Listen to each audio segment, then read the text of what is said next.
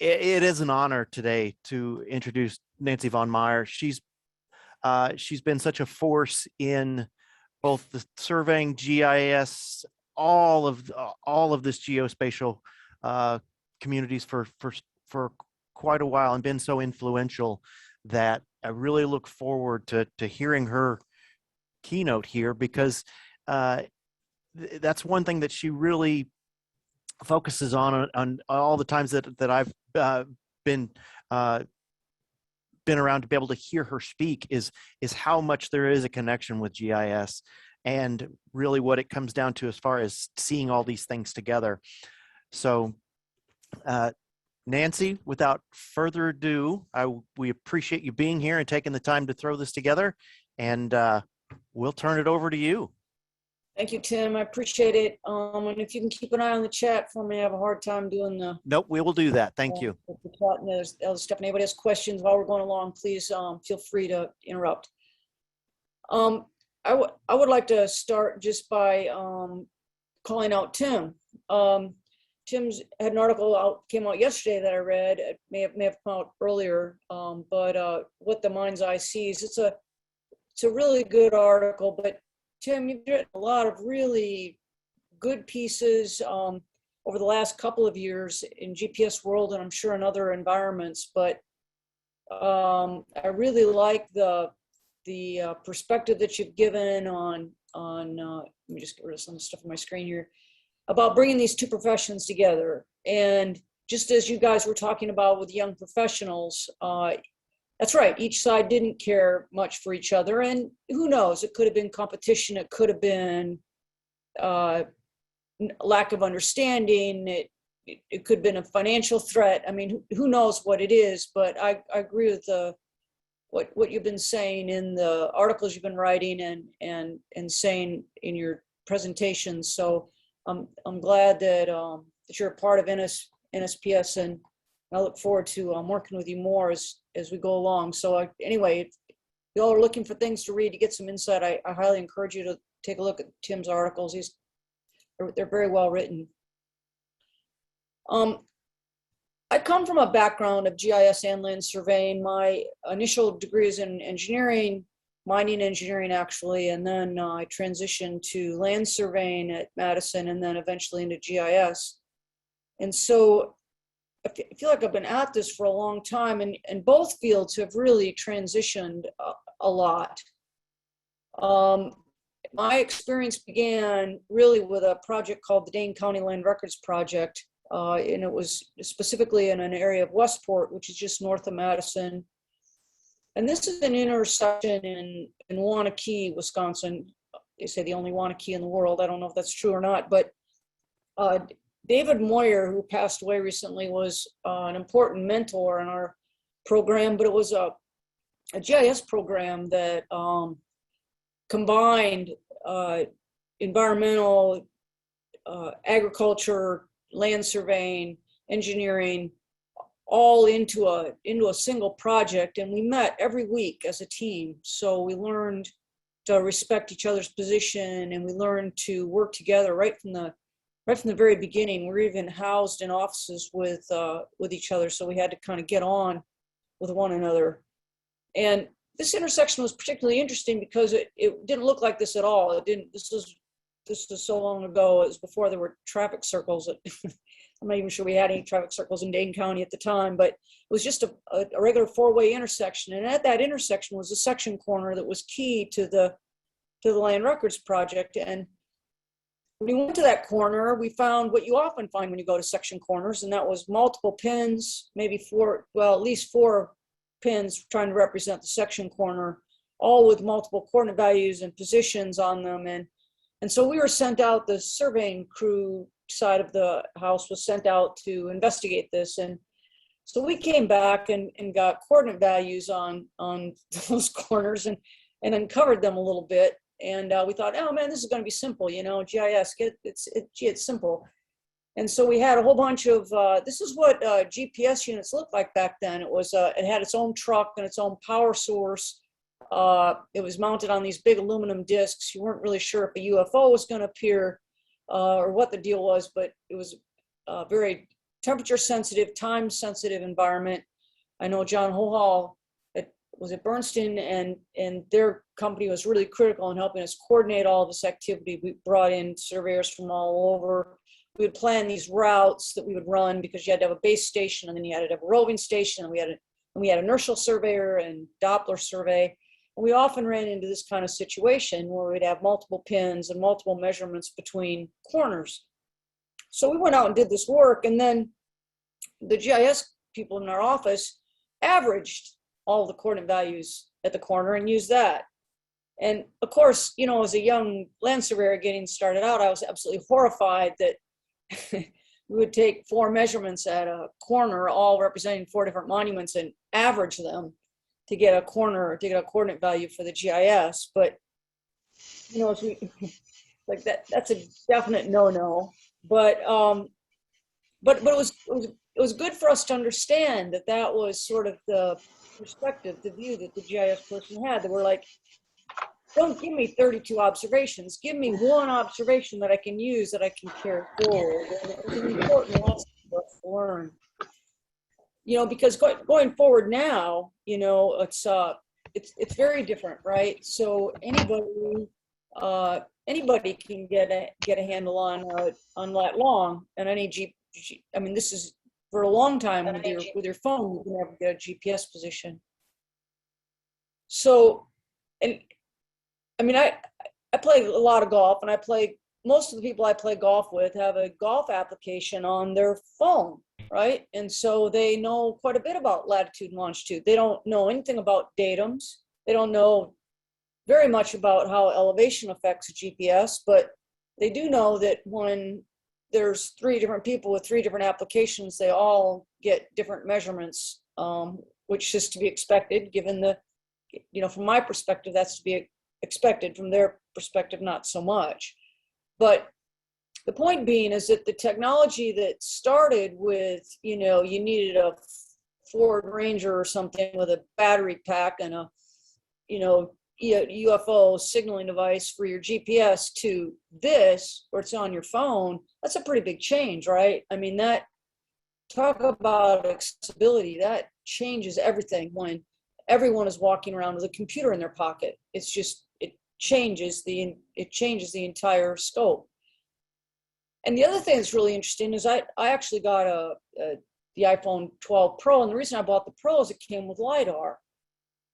And so it's pretty slick, right? So now the measuring app on the iPhone is tied into LiDAR. So it's actually amazingly accurate. And I was looking at some real estate the other day, and my realtor walked into the room, picked up her iPhone, and just scanned the room. And within minutes, she had a 3D drawing of the entire room delivered to her phone. Quite a long reach from the days when we would get LiDAR from airs, and we would get a point cloud, and then we would have to go in and analyze that point cloud, and they were gigantic data sets, so you had to have a Turbo 9 billion and 8 monitors and parallel computing on your desktop to open the file and then to process it. You needed a PhD in processing just to get the thing to run, and all that to produce terrain so we could do view sheds. And now I can take my LiDAR out and I can scan a golf hole, and I can get a 3-dimensional map of the golf hole just from my golf cart while I'm sitting there.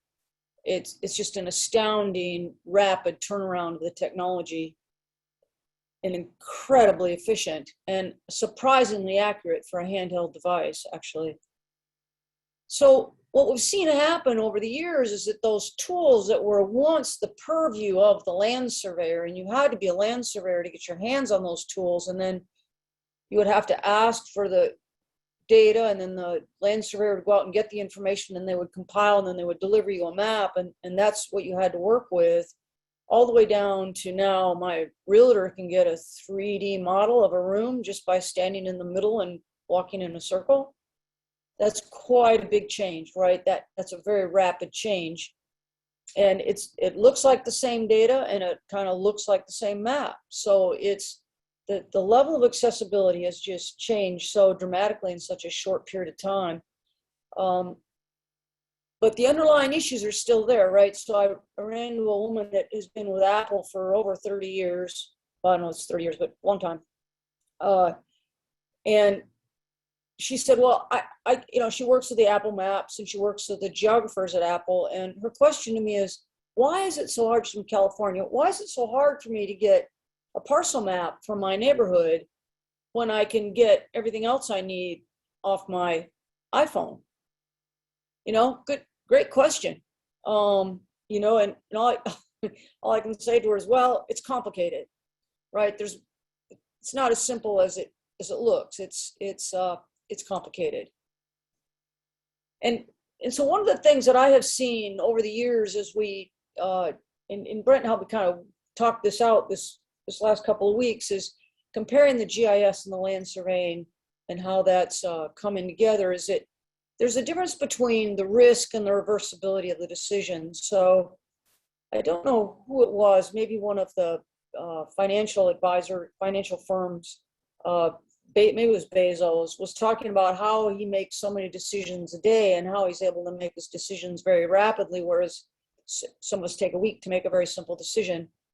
And it has to do with understanding the risk versus the reversibility, right? So if I'm going to plant some flowers or some bushes, or I'm going to mow the yard and I need to know where my boundary is, well, I can do that pretty rapidly. It's pretty low risk. If I'm wrong, I just move a flower bed or I start mowing in a different direction. But when we ask a land surveyor to determine lot line position, because we're going to put a 7-story multifamily house on a 0 lot line subdivision, well, the risk is a lot bigger, because if it's wrong, the cost and the liability for moving it are so much greater, right? And so the decision is not reversible and it carries a lot of risk. And I think sometimes when we talk about the conflict between surveyors and GIS, what we're really talking about is the difference between reversible low risk versus high risk irreversible decisions, and they're not the same thing. And so the other problem is, like, there was a time when there was a move to say that you had to have a land surveying license in order to do tax parcel mapping. And that again created another zone of conflict, right? Because the land surveyor is looking at the tax map as a representation of this irreversible high risk boundary, when in fact, I would contend that tax parcel and zoning mapping in a GIS is in fact high risk, in the sense that people look at that map and they'll make decisions on that map, and a lot of things will happen because of those maps. They get integrated into a lot of products, but they're reversible, right? They're digital. If there's a mistake on your tax parcel map, you can fix it. And of course, getting it to replicate through all the applications that have picked it up is challenging, but not as challenging as tearing down a 7-story building.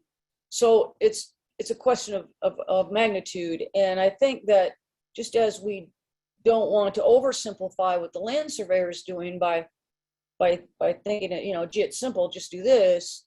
Similarly, with the land surveying side of my head says, well, but we can't impose all the licensing requirements and the long period of time it takes to become a land surveyor on the tax parcel mappers. So there are some boundaries here, and I think we need to be respectful of those boundaries. That is, the spatial community, we don't need to throw everybody in a blender and throw everybody together, because it's not all the same. We're not all the same. We're not all doing the same thing. We're all doing different things, but we're doing things that have different implications. And I couldn't find a low risk irreversible thing except the Sharpie in the laundry. If you ever wash your laundry with a black Sharpie in it, you'll discover it's pretty irreversible, but low risk, I guess.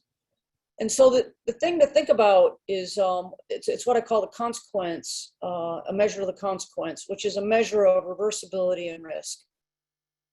And in that context, land surveyors are licensed. They're held accountable. They can be sued. They carry, I carry errors and omission insurance on my engineering and surveying license. I don't carry errors and omission insurance on my GSP.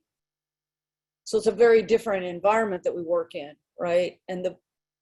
So land surveyors are measured on the outcome of the product. It lasts forever. If you do a survey, if somebody uncovers that survey in 60 years and they find an error in it, they're gonna question your work. Whereas the GIS professionals, when you look at the GISP licensing, they're licensing on knowledge and skill. Do you understand what topology is? Do you know how to do a datum transformation? Do you understand significant figures? But you're not tested as much on the standards of performance and the quality of product. And so it's different. It's not, neither one is good or bad. They're just different. And it's a question of acknowledging those differences and being productive in the way that we acknowledge those differences. I don't think either one is bad. I'm not passing, I mean, I get frustrated with both. So I'm not saying one is good or one is bad. I'm just saying that they're different, and we need to recognize that it's not all the same. So as you all that know me know that my whole thing is parcel, right? 1/900 parcel map. But the idea here is that I'd like to just talk through this idea of consequence in the parcel map. Are there any questions? We need to take a pause here. Are we good? So far, we're in pretty good shape. I think we're all just sitting here with bated breath. Okay, just making sure, just checking in. So as we start with the consequences of the parcel map, the parcel map starts with the transaction. So it starts with a deed, a survey, a measurement, a decision of some sort. So Bob Ader always said that really land transactions are just a record of decision making. So you know, Carolyn's grandfather makes a decision to sell his farm and move. So he's made a decision. The record of that decision is in the sale. It's reflected in the deed, the subsequent surveys and measurements, the tenure system, and the legal calls that go with that as to what's conveyed and what's not conveyed. Historically, those have been highly written, handwritten, not digital. That, of course, is changing, but if you want to get back into the old records, they're handwritten. A lot of states have a thing called the 30-year marketable title, so you only have to go back 30 years, and if your claim to the property is older than that, you may have aged out of your right to make a claim. But the point of it being is that it's a very historically based system. There's a lot of yeah buts. You get in there and you start working around, poking at stuff, and people go, well, here's the property line, and you go, yeah, but in 1940, I know a guy gave somebody the right to hunt deer here, and that right was never revoked. So it's just full of yeah buts. You think you've got it nailed down, and then you find it isn't. From those individual, highly manual, client by client based systems, we find, and this is sort of the birth of GIS. So this is kind of with the Dane County Land Records Project back in the 70s, when we were beginning to first build some of these systems. I think Esri was called Odyssey at the time. I think it was just getting started. But the idea was that we're going to assemble the data sets. We're going to take all of those different transactions, we're going to smush them all together to make a single map. And that was where we had the problem with the Westport project, right? We said, well, yeah, but when we get to the section corner, there's 4 pins here. We don't know which one is really right. And so we have 4 different coordinate values, and how are we going to handle that? And at that point, they just said, well, sorry for turning off my phone. We're just gonna average all those points in order for us to go forward. So that's sort of that's the mushing together of things. On the federal agency side, with the Bureau of Land Management, we have the master title plat. With the various other land agencies such as Forest Service, Fish and Wildlife, engineers, the military, they also have their representation of their land ownerships and their maps. But generally, this is the familiar tax map that we're all familiar with. It's very highly variable from jurisdiction to jurisdiction, variable from agency to agency, but it's a combination of that data that's been aggregated or been compiled in some way. Then the next thing that we see happening, and this is a relatively recent trend, this has been in the last, I would say, decade really, that we see aggregation of parcels. So now we're not just accumulating them into a common representation, but we're actually aggregating them into standardization. So we're pulling standard representations from all those local governments. We're trying to make statewide maps. Wisconsin is a real good example of that. They spent a lot of money building control networks and parcel maps, and then I think Wisconsin is on version 7 or 8 of every year putting out a standardized statewide parcel map that they get from every single county. An excellent example of how they come up, but other states are doing it as well. And similarly with the federal lands, we see the PADIS group taking all of the protected area database, taking data from all of the federal land agencies and pulling it into a single representation of all federally held lands for the purposes of managing, I think at the time they were managing regulation, or they're measuring gap analysis for wildlife management. But again, it's an aggregated data set. And when we look at that, this is sort of the status of the states. I haven't updated this real recently, it was updated this summer, but so the blue greens are states that have something going on. They have some representation of the maps. North Dakota is our most recent addition. The North Dakota Data Hub is now publishing a statewide parcel map pulled together from publicly available for download. And you can see that the states that are kind of in red are states that are lagging behind. Those are states where you don't see much action with the data assembly yet. They'll come along. They'll come eventually. There's no reason to punish them. That it'll come along. It's just going to take a while.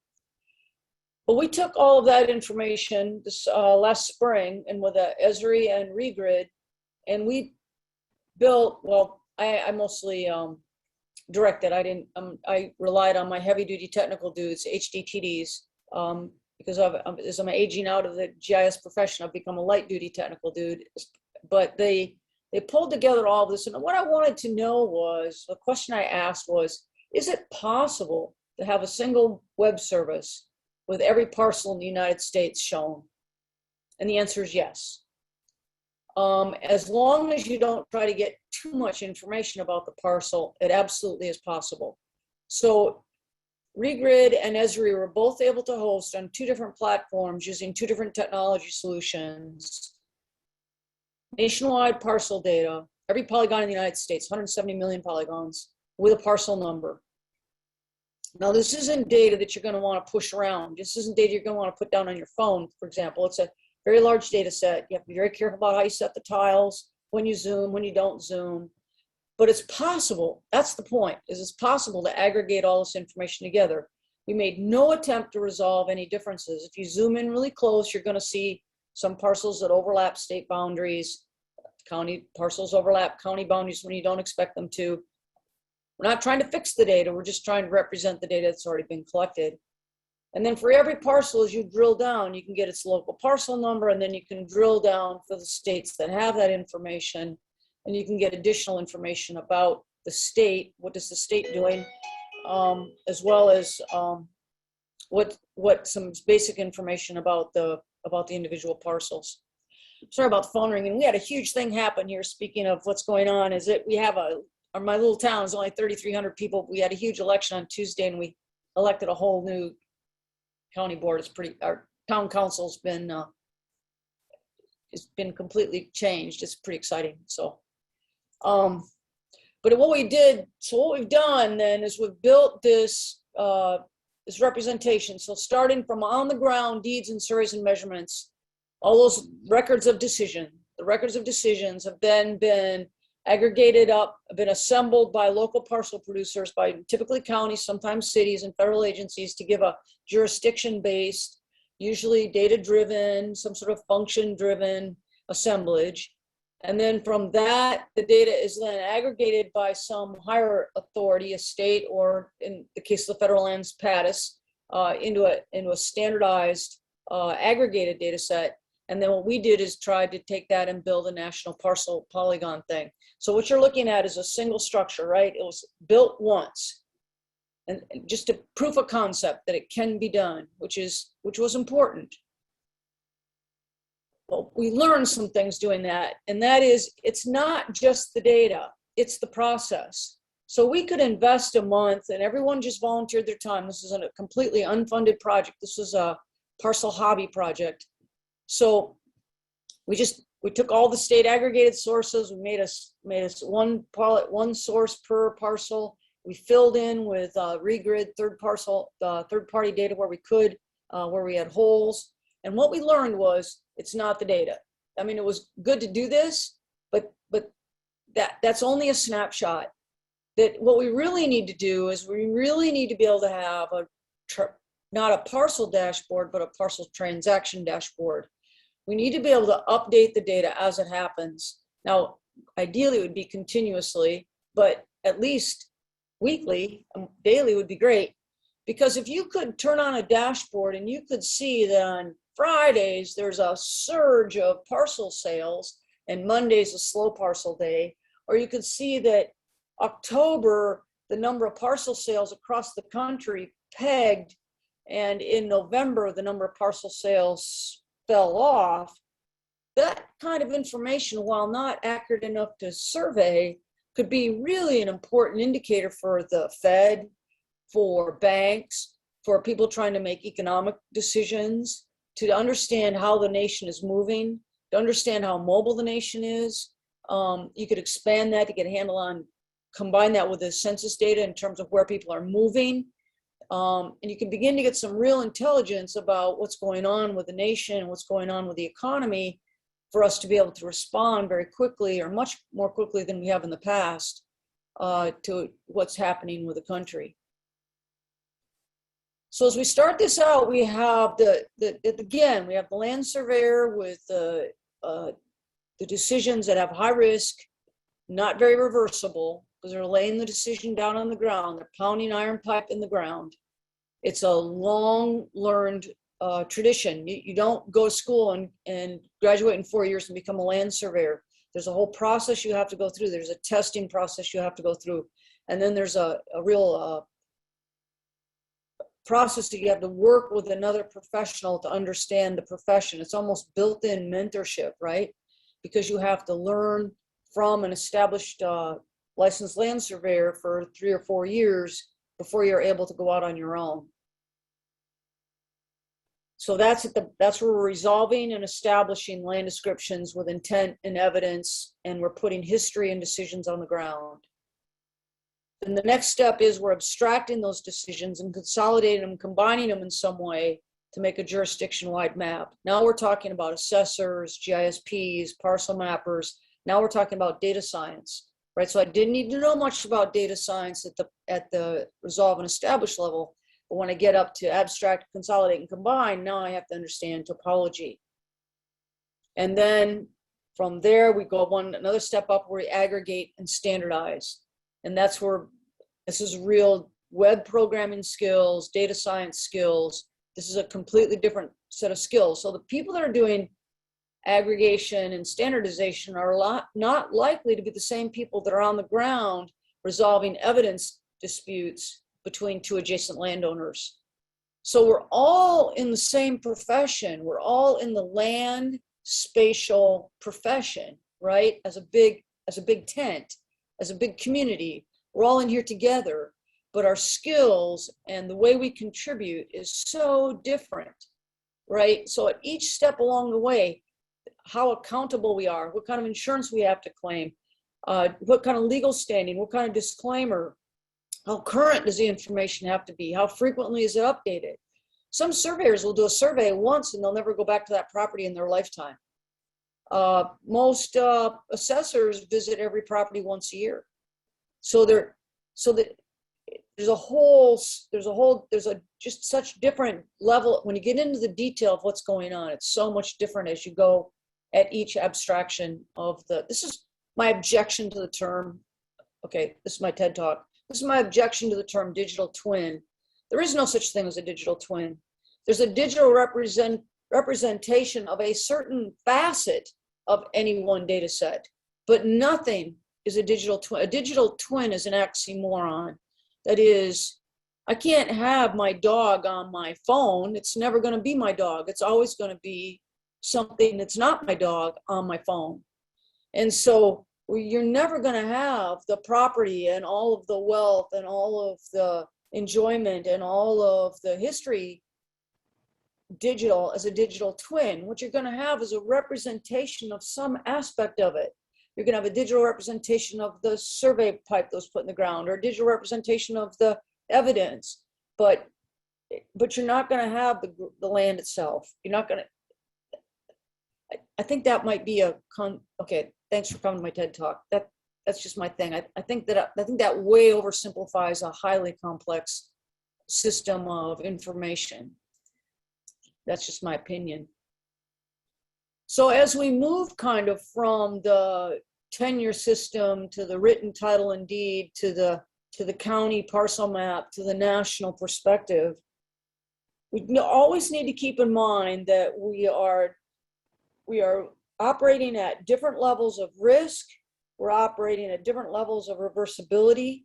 We're operating at different levels of responsibility. And so each time we touch the data, we transform it in some way. We change it in some way. It is in no way a twin. It's just a representation of a different facet as we move through each thing. And I think as we begin to understand each other, our common language is that we're all in this together, right? We are all part of the geospatial land professional community, but we each have our own place, and each place is important. And it's a question of respect, not a question of doing each other's job. So far as I'm concerned, GIS as a common language means we need to get in sync.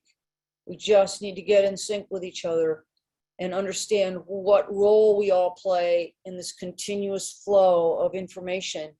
And then how do we make that information come out so that it can be consumed by the citizens and decision makers out the backside. And that's my GIS in common language. Very good. Well, Nancy, thank you very much. Let's see. There haven't been any questions popped up, but let's throw them in there. We've got some questions for Nancy.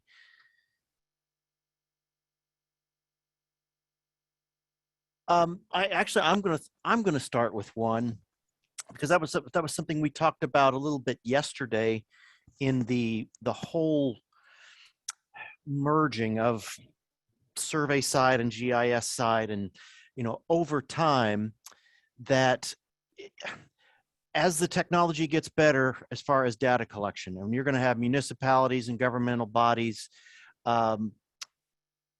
doing more and more data collection and creating, actually, I have to agree with, even though I've fallen into the same trap of digital twin, I agree with what you're saying. This digital model of what we're representing, at what point, because the data is so good, no matter, depending on who you ask, the data is so much more accurate and maybe precise, who knows, that any thoughts on how we keep from blurring those lines between GIS data and like you said, the responsibility and the liability of the surveyor when it comes to parcel matters and property matters? Are we going to continue to see, with the data coming together, that kind of merge and be blurred? Yeah, I think so. I mean, it's a system, right? So everything, no one can own all of it, right? It's going to have to be it's not a question of owning, and it's not a question of, it's a question of understanding what we have. So the land surveyors own their information that they create because they're liable for it, they're responsible for it, they're licensed to create it, and then they release it. And the fitness for use for that data is on the individual client and the individual property owner making the decisions on that particular piece of land. But as that data becomes aggregated, it is now changed. It's not the same data that the land surveyor collected. It's a representation of what the land surveyor put out, combined with what other surveyors have put out to make a continuous map. And then from that, it's aggregated up. And I think we often get caught up in this thing. It's like, well, that's my data. And it's like, no, it's not your data. Your data was in the product that you produced for that client. And you're right, that's the data you're held responsible for. That's where your errors and omission assurance covers. Once it leaves that, once it gets into the public record, it's now a different thing. It's a different facet, right? And so I think we just need to acknowledge the fact that I don't think everybody went through this whole phase where we said, can't have duplicate data. We got to collect it once and keep it in one place and everybody use the same data. I don't agree with that. I think with the price of computing and the price of storage, the way it's come down so much, data can be redundantly kept and stored because it's not the same data. It looks the same and it might have the same shape, but it's not the same data and it's not intending to represent the same thing and it doesn't have the same fitness for use. And as we move it through the various phases from collected to assembled to aggregated to published out, it's owned by different people. And so I think we need to, here's what happens. Put together this national parcel map. It's just the polygons with parcel identifier on it, right? I get a call from this guy and he goes, you know what I'd like to know? I'd like to know how many parcels in the United States on your map here, how many of them have a restrictive covenant that's based on race? How many have racial-based restrictive covenants on them? It's like, oh, sure, I've got that. Right. Yeah, that's standard attribute data that we connect to every parcel in the United States. Absolutely, right? No, right? It's handwritten on the plat. So I keep it in my tip. Handwritten on the plat, on the side note, never collected digitally. You're never going to go get it. Or it's buried in some deed in a restrictive covenant that you're never going to find because it was never automated. And that document may never have even been scanned, right? And the exclusion might not have ever been written, right? It might have been local practice, but never actually written. I'm not saying that those restrictive covenants don't exist. I mean, I live in a town that has areas of town that are racially segregated, not because of any rule, it's just what it's always been, right? And I think that that's the problem, right? It's a fitness for use. So that abstracted data that we put together, a national map, no state owned it, no county owned it. We summarize it up in some way, but the states own their data and some counties, have their data, but ultimately the property owner owns their data. All right. Well, here's a couple of kind of a multi-tiered question, talking about the sources of that data. And our buddy Rich, Mr. Kleinman from Wisconsin. What about crowdsourced data or stuff that's went out for bid to be collected, whatever, and where it's I guess this is two things. Crowdsourced data is obviously exactly that. The other part is is stuff that's done on contract and then brought in and put into a large GIS. Who's responsible for that? Well, I'm going to go out my iPhone. I'm going to collect some stuff, right? I'm going to put in a map because I want to do some utility mapping for my town. I'm going to go use my phone and do that. I'm crowdsourced it essentially. Once my utility manager, Evan, if he accepts that data from me, that's his now. He has now accepted that data into his system.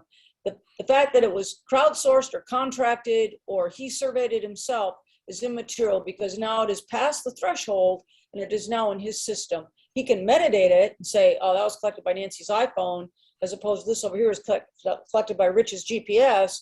And so if there's a question, he is going to trust Rich's GPS over Nancy's iPhone, I hope, right? But in general, it's just another source. Crowd source. It's just another source. It just happens to come from a crowd or unknown persons unknown, right? Or through the web. But once you accept it in, then at that point, it's just like all the other data. So if I contract for the data, so I worked with the Census Bureau the last 10 years getting ready for this recent census. My data is in the Tiger system. You can come in and say, it'll say edited by, by James Bond ID you could track it back to me. If you knew my James Bond ID, you would know I put that data in there. And that's great. And so it'll be there till somebody changes it. I was contracted. Once it was accepted into the system and once it got the quality control that all the other data got, it doesn't matter. It doesn't matter if it was me or you or Brent. the individual is resolved from that once we tag it. So I think it's a new way of thinking about things, right? Because we can carry the feature level metadata with a feature now very easily. And our parcel fabric, we can link the parcel to its original source documents now. Like, that's pretty cool. So I think it's less of an issue now than it was when these things first came out. I think when crowdsourcing first came out, people were threatened by it. It was like, oh my gosh, all these people are going to go out and collect all the GPS data. There'll be no more land surveyors. It's like, well, if you've defined yourself in terms of your ability to collect GPS, if that's your profession, is you can go out and collect GPS, you're going to be replaced by a robot. Exactly. You know? I mean, exactly. I mean, you have to define your profession in terms of the long term, and your profession has to be able to evolve as the technology evolves. You can't base, how many people still have a secretary that sits outside their office that they takes dictation and types up the letters and brings them back, and then you proofread them and correct them, and he or she types them again, and then you send them out? Nobody does that, right? I mean, I don't even know if anybody in this planet can still take shorthand. I mean, who does that anymore? Right. Nobody. Well, and you know, getting back to the crowdsourcing a little bit, and this is a shout out to our good friends at NGS, including Mr. Galen out there. You know, I'm thinking about GPS on benchmarks and that whole thing. That's I mean, that's a huge crowdsourced data set that they're using that to help adjust a whole datum on, and it's at some point, yes, there has to be the checks and balances, there has to be the quality control, but you're right, for one source to go out and do it all is literally impossible. But yet, you know, there still does need to be checks and balances on this stuff. Well, that's where the profession comes in, right? So right. If I'm going to you know, our sewer system is pretty bad. It's pretty old. An old southern town. I think it's all Orangeburg piping. But when they come in and replace it, right? It's a registered land surveyor that comes in and shoots the final elevations, right? That, well, lays down where it's going to go to begin with, because we have to find it first. That's a whole other issue. But then we find it, and then we replace it, right? And those are all that's surveyor does that, because it's not that the surveyor is the only person on the planet that can measure. That's not the point. What the land surveyor does is it's measurement plus, right? So they can do the measurement plus they understand the implications of the errors in the data. They understand the relationship of that data to other data. They understand that it's, you know, preferable to have the sewer system in the city right away. They understand it. So it's measurement plus. So yeah, anybody can go out and measure where the pipe is. That's not the heart of the land surveying profession. The heart of the land surveying profession is understanding the legal evidence, why you're doing what you're doing, and the relationship of what you're measuring to everything else around it.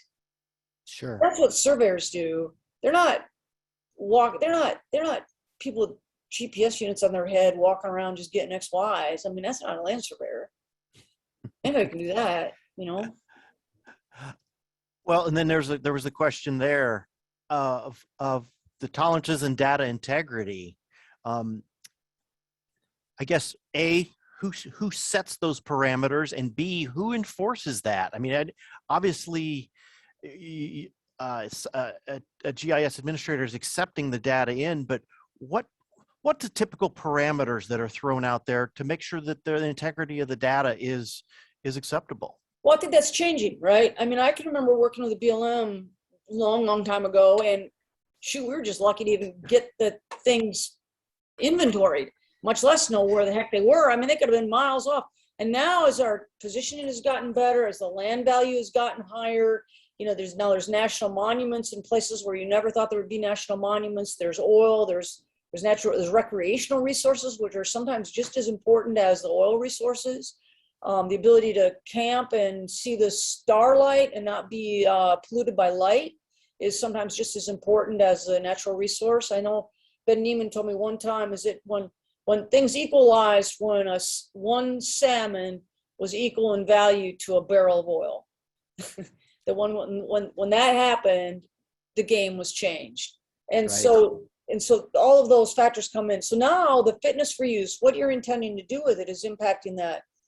And so I think what you're tolerant of has to flex as the need for what you're going to use the data for. I think we all need to understand fitness for use. And I think that's another thing that land surveyors should be doing, that I think is a strong role for a land surveyor, because they understand the evidence on the ground. And I know it's not something they would enjoy doing. Most surveyors I know wouldn't enjoy doing it, but documenting the fitness for use, right? So this is appropriate for this kind of application. And it gives people a sense of when you can and can't use it. So you can go out and survey all the sections in an area of land on federal land, and then you can mythically subdivide it, make these imaginary subdivisions mathematically. Well, that's useful for something. It's useful for inventorying the land. It's useful for taking a deed and getting it somehow spatially oriented. It's not suitable for occupation, right? It's not a suitable representation to go out there and build a house or build a camp or sell the land to outside of the federal government for transfer, but it's suitable for inventory. And as long as we know that that's its suitability, I think we're okay. I just think it's a question of us all understanding that not all data is the same, right? Exactly. One last question before we, and I think this will pretty much wrap us up, and we'll see. I shouldn't jump to conclusions. Who should oversee all of the data, and how does the land surveyor and their role fit within the land record system, and really for the cadastral layer of any GIS, and what should their role be in far as making sure that data is up to snuff? Well, it's kind of a tough question, right? So you can't, I mean, I don't have an exact answer, but I've got Sure. things to think about, right? So you can't claim ownership of something you can't drive, right? So if all the cars in the parking lot have a stick shift and you don't know how to drive a stick, you can't say, I own all those cars, because you can't drive them. If you can't drive them, you can't own them. So you can't claim data you don't know anything about. So, it's a mistake to not recognize the continuum of land records data, and it would be a mistake, and it would create conflict if the land surveying in the community in the United States, this is the United States, because our land surveying profession is defined very differently than it is in Europe and Africa and Australia and China. I mean, other continents and countries have defined land surveying very differently than we have. Canada, it's defined very differently. But our land surveying profession is very narrow. We don't do assessment. We don't do all the things that they do in other countries in our profession. But it would be a mistake for the land surveyors to say, well, we're in charge of, if it's got a parcel date on it, then we're in charge of it. It's like, no, you're not. You didn't build it. You don't know how to do it. You don't have the time or the expertise to do it. So you want to be careful about which piece of the pie you claim, right? So you want to claim the piece of pie that you can effectively manage, that you can efficiently update, and that you can provide for other people to use. If you can't do that, then don't claim it, right? You want to claim and own those things that you can update it, you can put metadata on it, you can effectively manage it, and you can make it available to others. If you're not in a position to do that, then you're the wrong person to be taking charge of that, right? So you don't want to put me in charge of the town water system, because nobody would have any water. That just would all be without water if I was in charge of the system, because I don't know where all the pipes are. I don't know what's going on, right? I don't know how to turn shit on and off and when to leak, but Evan knows how to do that, right? And when it comes to the zoning map, I can manage the zoning map. I understand zoning, right? And so you just need to be careful about what you want to rightfully assert your influence over areas in the entire land record system that make sense for you to manage, but to not overstep your bounds and to be respectful of the other pieces in your circle. And sometimes you can determine that based on the risk and reversibility. Sometimes you can do that based on your knowledge or your profession's knowledge of the data set. And sometimes you can just do it on the technological capability to provide it. Sure. Well, I guess one last question from me, and Brent and I have talked about this ad nauseum at times. that it seems like worldwide there's so much more of a sense of having a cadastral layer and really tying parcels together where it's one big puzzle that fits together. Whereas if I go out here in, sections, 20 miles out of Chicago and come to a section corner, I might find 1, 2, 3, maybe 4 different monument records for the same corner in 4 different locations. It's hard to rubber sheet parcels in when you've got conflicting evidence, conflicting opinions on where a common corner is. So I guess, do we ever see a way that we can adopt something like that here in the United States, or are we too far gone with the Torrent system? No, it's never too late. It's never too late. It's never too late, right? I mean, this is reversible. It's not irreversible. You didn't wash your white shirts with a black Sharpie in the pocket. It's reversible. But it's a question of willingness. So we need a coalition of the willing.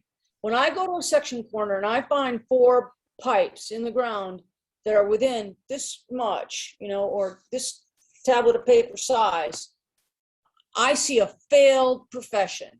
I look at that and go, damn it, land surveyors, you have failed because you have not adequately taken into account evidence, worked cooperatively with other professionals in your area to ascertain a non-confused representation of a legal corner.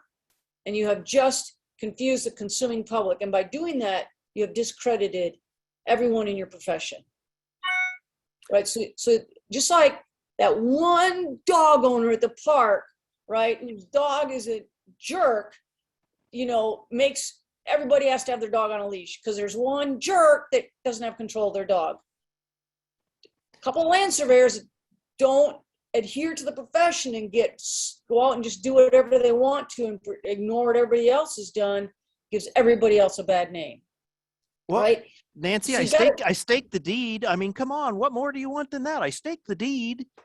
You're a licensed professional, right? You're a licensed professional. You have errors and omission insurance. You need to act like it. Yes. You're not out there, take your hat off when you go inside, right? And right. Put on a clean shirt. I mean, you got to act like a professional if you want to be a professional. Otherwise, you can just be a farmhand and go out. I mean, I don't mean it that way, but I mean, you're gonna have to be. If you want the respect, you have to earn the respect, and you have to act as a professional. And I think all land surveyors intend to do that. And I think I have not met I do not know a land surveyor that does not intend to do that. I honestly don't.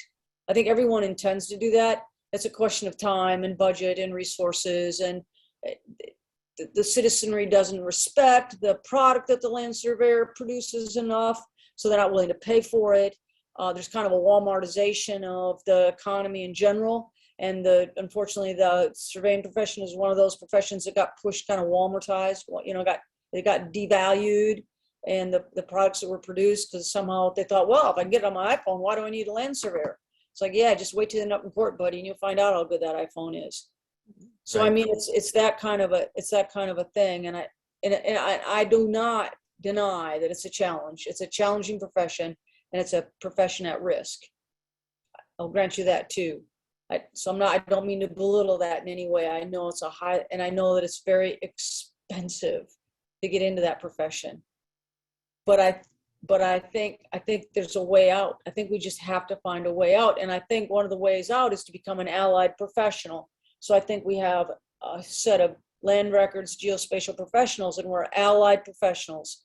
We have the land surveyor, we have the GIS, we have the data scientist, we have the web person, and we're all allied together. I mean, you just need to respect each other, not devalue one another. Exactly. You know what? We better end it right there. That's on the highest of the high notes. That is fantastic. Cue the applause button wherever it goes. Thank you, Nancy. Thank you for all of that. That's fantastic. Nancy, if I'll say this now, and I'll send you an email as well. I'd like to sit down and have a conversation with you on our podcast, because I think there's a lot more to there, and we'd like to keep picking your brain if you don't mind. But so Always want to. oh, And I wish you luck. I hope that you're in charge of the surveying profession. As Kurt is wrapping up his career, you're just exactly what the profession needs, Tim. And I look forward to having your leadership extend for a long, long time. well, I hope so. I'm looking forward to my presidency, so we'll see how it goes. But